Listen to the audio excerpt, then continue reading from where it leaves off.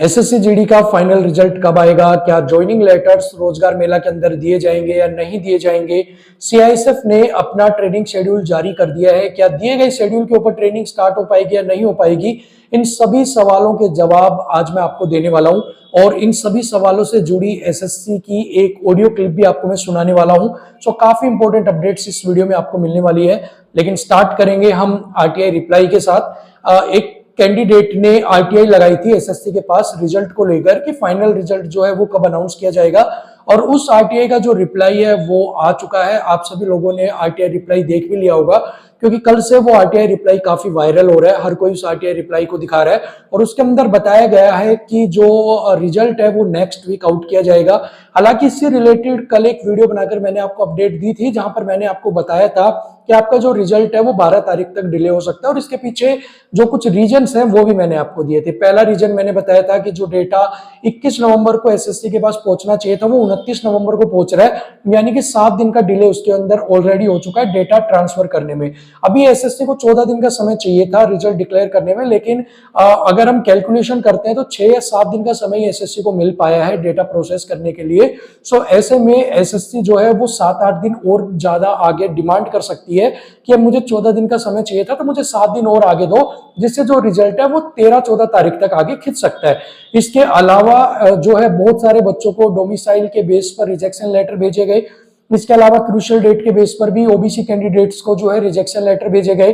अभी जिन कैंडिडेट्स को डिबार्ड करना है, जिन कैंडिडेट्स को आउट करना है, जिन कैंडिडेट्स की कैटेगरी को चेंज करना है कि ओबीसी सर्टिफिकेट नहीं है तो उसको अनरिजर्व के अंदर डाल दो, ये जब सारा प्रोसेस कंप्लीट हो जाएगा कि किन्हें बाहर करना है, किन कैंडिडेट्स की कैटेगरी को चेंज करना है, उसके बाद एक फाइनल प्रोसेसिंग होगी और उसके बाद जो रिजल्ट है वो तैयार किया जाएगा।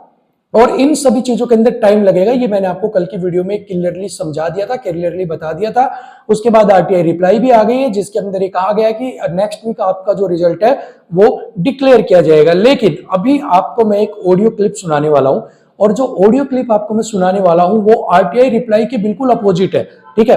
और जो भी दावे लोग कर रहे हैं आपके सामने कि रिजल्ट 10 को, 12 को, 14 को आ जाएगा, ये उन दावों के भी बिल्कुल अपोजिट है।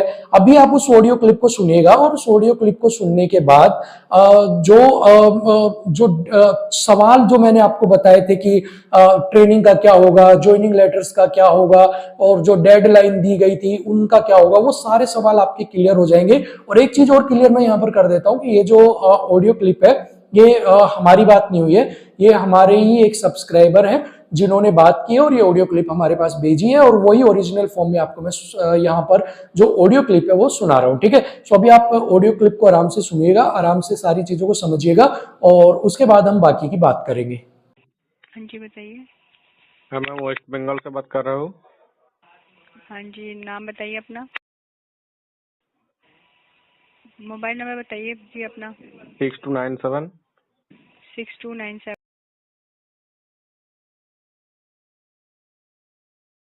05। देखो, कौन सा रिजल्ट जानना है आपको? मैं एसएससी जीडी कांस्टेबल का। हाँ, जीडी का रिजल्ट अभी अंडर प्रोसेस है, रिजल्ट में टाइम लगेगा। कितने दिन का टाइम लगेगा? मई भी लग सकता है, दिसंबर पूरा। पूरा दिसंबर? लग सकता है।